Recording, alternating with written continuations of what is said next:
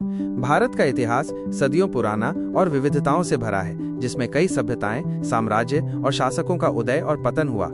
ये एक ऐसा देश है जिसने लगातार बदलते हुए समय के साथ खुद को ढाला है।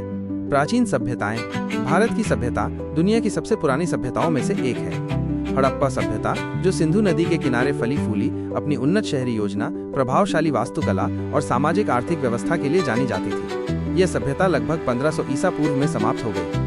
वैदिक आर्य और साम्राज्यों का उदय। हड़प्पा के पतन के बाद वैदिक आर्यों का आगमन हुआ, जिन्होंने संस्कृत का एक प्रारंभिक रूप बोला और वेद जैसे पवित्र ग्रंथ लिखे। उनकी संस्कृति ने पूरे भारत में अपनी छाप छोड़ी और एक सामाजिक व्यवस्था स्थापित की, जिसमें ब्राह्मण, पुजारी, क्षत्रिय, योद्धा और वैश्य आम नागरिक शामिल थे। बाद में चंद्रगुप्त मौर्य ने मौर्य साम्राज्य की स्थापना की, जिसे भारत का पहला शाही साम्राज्य माना जाता है। इस साम्राज्य ने कला, संस्कृति और शिक्षा को बढ़ावा दिया। सम्राट अशोक के शासनकाल में बौद्ध धर्म पूरे भारत में फैल गया।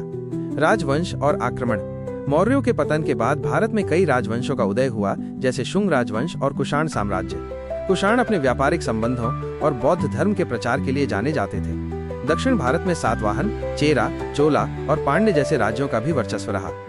शास्त्रीय युग के दौरान गुप्त साम्राज्य ने उत्तरी भारत को एक साथ जोड़ा, जिसे अक्सर भारत का स्वर्ण युग कहा जाता है। हालांकि ये साम्राज्य 5वीं और 6ठी शताब्दी में हुणों के आक्रमण से समाप्त हो गया। इस्लाम का आगमन और मुगल साम्राज्य। भारत में अगला बड़ा बदलाव इस्लाम के आगमन के साथ आया, जिसने 13वीं शताब्दी की शुरुआत में दिल्ली सल्तनत की स्थापना की। ये एक लंबा युग था जिसमें कई राजवंशों ने शासन किया। 1526 में दिल्ली सल्तनत का अंत हो गया और बाबर ने मुगल साम्राज्य की स्थापना की। मुगलों ने भारत पर 2 शताब्दियों से अधिक समय तक शासन किया और ताजमहल जैसे शानदार स्मारकों का निर्माण किया। ब्रिटिश शासन और स्वतंत्रता। मुगलों के पतन के बाद ब्रिटिश ईस्ट इंडिया कंपनी ने भारत पर अपना नियंत्रण बढ़ाना शुरू कर दिया। 1857 के भारतीय विद्रोह के बाद भारत पर सीधा ब्रिटिश ताज का शासन शुरू हो गया। महात्मा गांधी और भारतीय राष्ट्रीय कांग्रेस के नेतृत्व में भारत ने स्वतंत्रता के लिए एक लंबा संघर्ष किया।